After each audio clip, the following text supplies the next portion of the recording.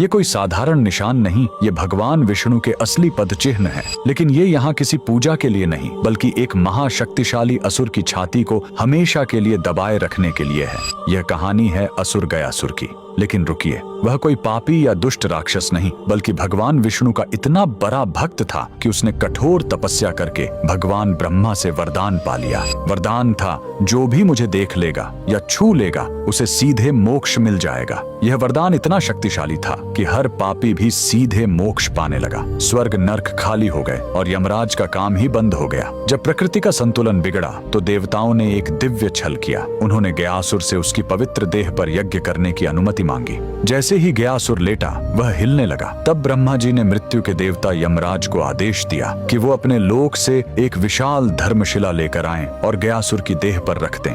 लेकिन गयासुर फिर भी हिलता रहा।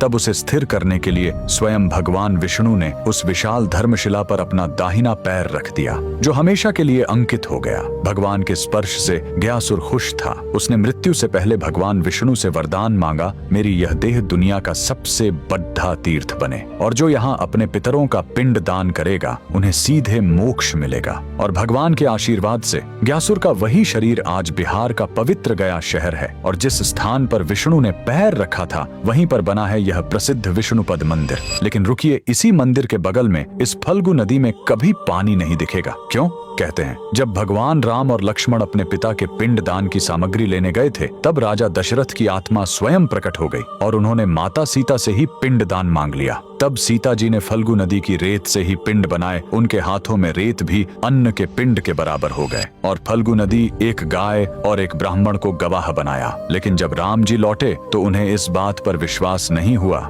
कि बिना सामग्री के पिंड दान कैसे हो सकता है। और राम के अविश्वास को देखकर तीनों गवाह डर गए और झूठ बोल गए। तब क्रोधित होकर सीता जी ने तीनों को श्राप दे दिया और फल्गु नदी को श्राप मिला कि तुम हमेशा सतह के नीचे ही बहोगी। कमेंट में जय श्री विष्णु जरूर लिखें।